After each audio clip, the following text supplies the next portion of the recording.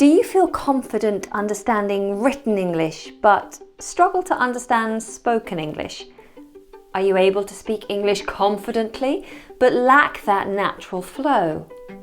When a native speaks English, they will make adjustments to the words in order to help the language to flow and have rhythm. These adjustments are features of connected speech, and once you master them, you'll be well on your way to sounding like a native. Like me.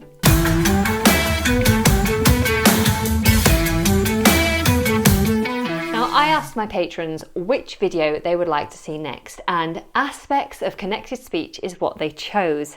They've been making some great suggestions, which I will be adding soon, so stay subscribed to see the coming videos. Now, if you would like to have a say on what content I create, then consider backing this channel on Patreon for as little as $1 a month, and lots of rewards available. Now, the first feature of connected speech is intrusion. Oh, I'm sorry, I didn't mean to intrude.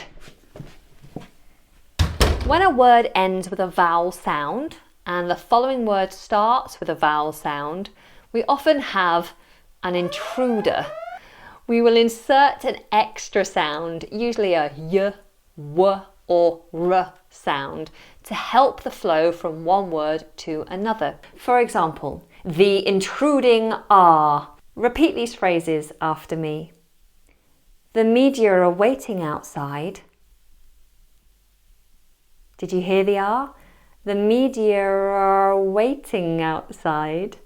The media are waiting outside. It's so hard to do it slowly. The media are waiting outside. Try this one. We saw Anna on YouTube. We saw Anna on YouTube. Now, the intrusive R's come between saw and Anna, and between Anna and on. Don't be confused though. The word saw ends with a W. This is a consonant, but the word saw ends in a vowel sound, the long or vowel. And therefore you have or going into a of Anna. So we need an intrusive R. Saw Anna, saw Anna, saw Anna. We saw Anna. And then you have an intrusive R between Anna and on. Anna-ron, Anna-ron, Anna-ron, Anna on YouTube. We saw Anna on YouTube. You try it? Okay, let's move on. So the next one is the intrusive y sound. Let's try this sentence. I've got my eye on you. I've got my eye on you. So the intrusive y is coming between I and on. Eye on, eye on. I've got my eye on you. Try this one. It's just me and you. It's just me and you. It's just me and you. Really, we would often drop the D in and as well. So naturally it would sound like it's just me and you. It's just me and you. Try that. Excellent. Next sentence is lay out your books nicely. Lay out your books nicely. Lay out your books nicely. Fantastic. We might also have an intrusive W where we have an ooh sound. So for example, do you want to ask a question? Do you want to ask a question? To ask, to ask, to ask. Do you want to ask a question? You repeat it. Try this one. I can do it after my lunch break. I can do it after my lunch break. That's it. I can do it after my lunch break. Try this last one. Do up your laces and go outside. You have two there. Do up, do up, do up, do up, do up, do up. Do up your laces and go outside. Fantastic. So that's what we call intrusion. The next feature is linking. When we have a consonant word ending followed by a vowel beginning, or vice versa, we see linking. These guys just love to get together. The speaker will stick them together, making them sound like one word. For example, and repeat after me, not on, not on. It's not on today. Not at all, not at all, not at all. Walk around, walk around, walk around. It's no joke. It's no joke. Fantastic. The next feature is elision, which basically just means deletion, to delete, to omit, to miss something out. Now, when a word or group of words form a very complex sequence of consonants, then one or more of the sounds may be elided, deleted, basically. Let's have a look at some examples. If a syllable is unstressed and contains the schwa sound, then it's often lost, deleted, gotten rid of, thrown away. For example, in the word interest, we'd hear interest, interest. Try it. In the word similar, similar, we'd have similar, similar. Fantastic. We also have the word library, library, which becomes library, library. Or the word different, different becomes different, different. Try for me, let's go to a different library. Let's go to a different library. Fantastic. Okay, so moving on, and I want you to take this with a pinch of salt. That means don't take it too seriously. The T and the D sound, particularly when they are in the middle or at the end of a word, are most commonly elided, deleted, gotten rid of. I don't want you to take this too seriously though, because if you start missing out all T's and D sounds, then that's a completely different accent altogether. So not all the time, just some of the time. Mostly when the T or the D appears within a lot of consonants, what's known as a consonant cluster. For example, in the word Christmas, Christmas. Notice how I don't pronounce the T at all.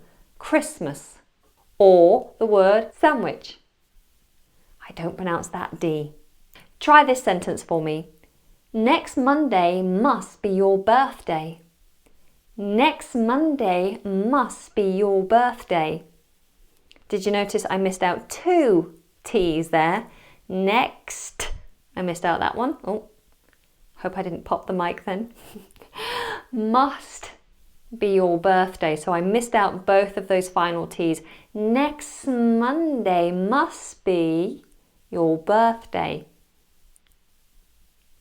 Try this one. It was our first time last week. It was our first time last week. I'm missing out the T in it, first and last. Goodness, it was our first time last week. Now, I'd say this sounds more natural when you are speaking a little faster. And like I said, when there's lots of consonants surrounding those T's, then it's okay to drop them off. But if the word is standalone, perhaps it ends a sentence, if you're speaking a lot slower, being emphatic, don't miss them off. It was my last chance.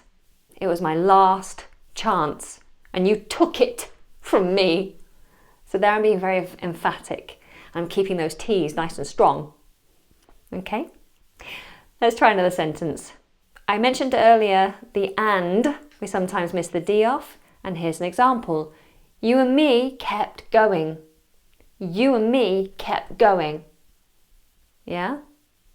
You and me kept going. I've missed out the D in and the T in kept.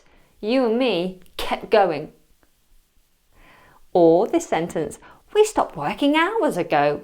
Notice how I've really relaxed on that ED ending. We stopped working hours ago.